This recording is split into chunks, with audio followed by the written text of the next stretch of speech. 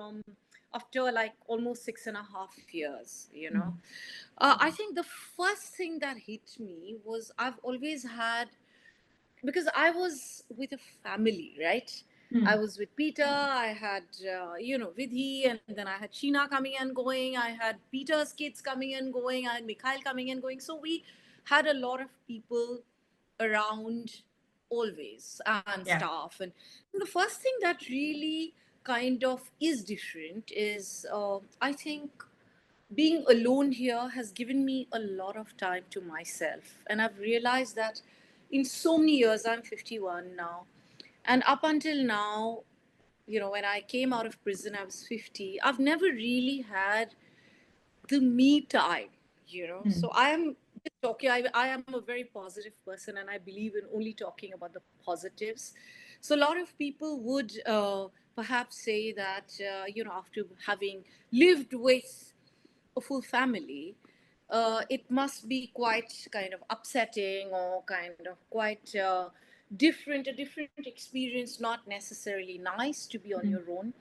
But Mm. somehow I think because maybe in prison I was in kind of in a cell by myself and I was away from friends and family. Mm. Obviously, during that period, I also kind of found a lot of peace, internal peace, which you don't find in the noise of the world. And I've Yeah. always led a very, very hectic life, a very hectic social life, apart from Mm. a very hectic professional life. Mm. So that was, I think, a very calming experience in a funny kind of way in prison. So when I Mm. came out, I think I carried that peace along with me. Mm. And it gave me, because when I came out, Vidhi had to, my younger daughter, Vidhi Mm. had to go to Spain because she's doing her master's there. So I was living by myself. And now, of course, I have staff coming and going, but nobody's really living in the house. Mm. So that gave me, the me time to complete my book Mm. and also to really kind of heal. That I think that healing process was very important. I don't know whether I've completely healed as yet, but Mm. to a large extent. And it gave me the opportunity to kind of work on my own fitness levels, doing ballroom dancing with Oh, wow. Sandeep Sopak, and who's also a very dear friend. He's been a Mm. friend for a very long time, but now, of course. So these are all the people who have kind of stood by me Mm. during this period and helped me in the healing process. Then there's another very young girl called Ria Jinwala. She's Mm. teaching me, different other dance forms. Mm. So, which is kind of quite interesting. Then I've got my daughter's friend who's Abbas, who's training me for kickboxing, and Oh, I'm wow. really thoroughly enjoying it. So Yeah. it's very, very interesting. Really, Yeah. kind of, it's nice to interact with, people who have similar mindsets as far as fitness goes. So Mm. that is good. And I think it is just very healing for yourself. Even it's a soul healing process.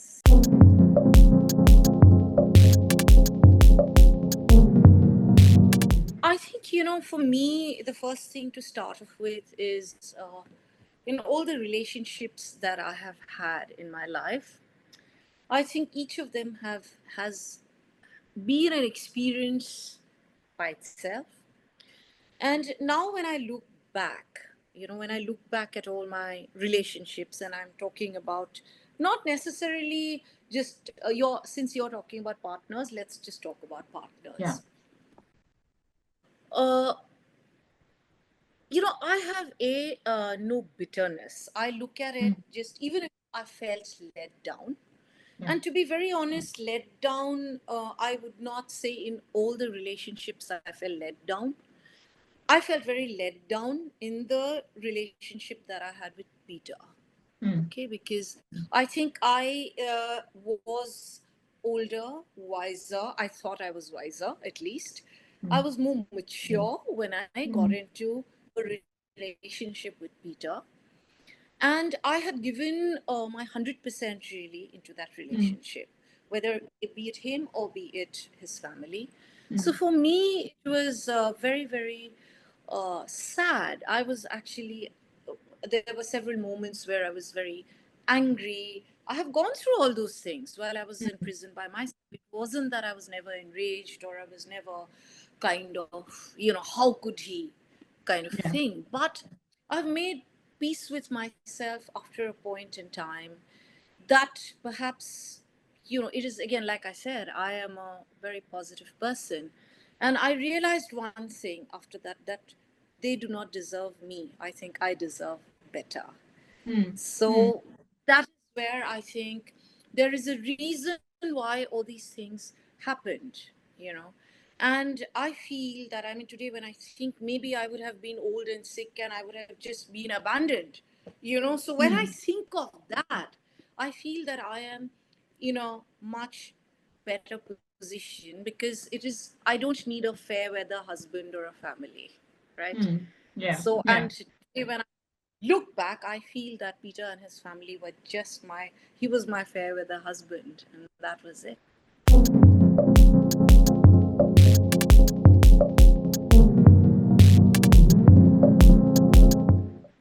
I think the world overall, people in the world, I would say, not necessarily everyone, a large part of the community, I think, people are very judgmental. This is a big realization I have had. And particularly when you're successful, particularly with a woman, and of course, a Mm. woman definitely cannot, I mean, ambition is one part of it, but if you're ambitious, you cannot be good looking, okay? Because if you're Mm. good looking, then it is a cardinal sin, you see, Mm. because you cannot have, it's almost like legally blonde, so Yeah. it's illegally blonde, I think should have been the name of the movie rather than legally blonde, because it is a sin. You can't be ambitious and good looking, and of course you cannot have a good body, you cannot be wearing chiffon saris, so all these things are, and then you're heading business, of course Mm. it all doesn't add up, right? Because you are Mm. expected that if you are running a big whatever, an Empire. enterprise, Yeah. you have to enterprise or an empire, you have to dress in a particular fashion, you have to be with less makeup or no makeup, Mm. you obviously not necessarily, you cannot have a good body, all these things, I think become a criteria, then you're not a floozy, right? So otherwise you cannot really have Yeah. brains and be going together. So I think what really also bothered a lot of people, because I did not have the time really to look at who was talking about me, because I used to be working like Yeah. 20 hours a day. So I didn't really have the time to worry about or bother about, or people kept things pent up within themselves. So the moment I went into prison, obviously I didn't have a voice at that time because I was not allowed to speak. Mm. So everybody came out all claws and daggers, and so all the people who didn't know me, which is what I wrote Yeah. about. So Yeah. it's so strange because later I am, and this is very funny, even when the book came out, this is after the book I am talking about.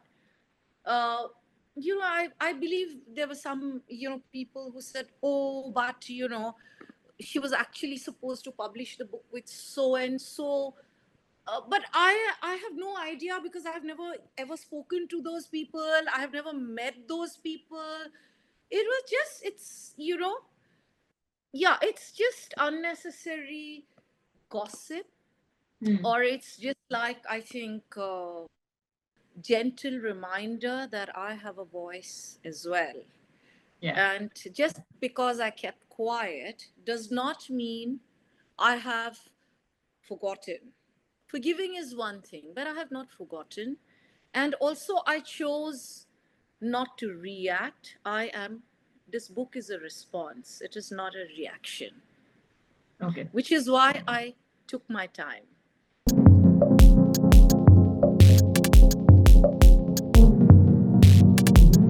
Yes, yes. I mean, this is what, see, I have not met her myself, Mm. so I cannot say that, but several people obviously have come and said, and people have kind of even gone to the court filing affidavits, said we have met. There is a CCTV footage which is still sealed in court, which obviously establishes that there is a very strong possibility that Sheena is still alive, right? That is one.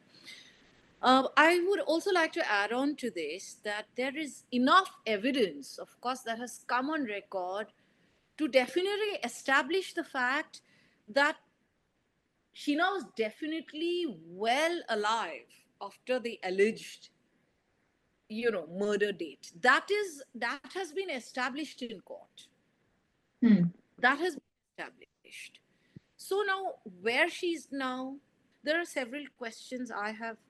Obviously, I cannot give an answer because I don't have those answers at the moment. But the answer that has come out very, very clearly is that he was definitely alive well after the alleged, murder incident, the date of murder. So that has been established.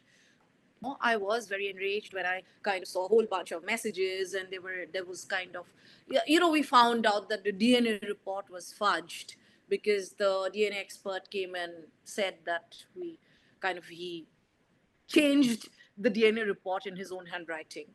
So all of that happened. So which is where, I think, the case started crumbling, right? Case started crumbling, and then even in the post-mortem kind of report, the doctor who had apparently done a post-mortem of a skeleton, obviously that skeleton, there's no DNA report, where he had cut open a skull. Now that obviously they have come and given a full skull in court. So all of that kind of obviously the case has collapsed. That is a given now. So there is no doubt about that. But case is one part of it. That is the case part of it. But I think emotionally, I feel that's the only thing that makes me a bit weaker when I think about, the fact that if Sheena's alive and anywhere, why had she kept quiet for so long?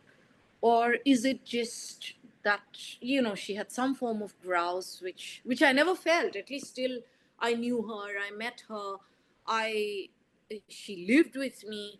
I never felt that she had any grievances against me.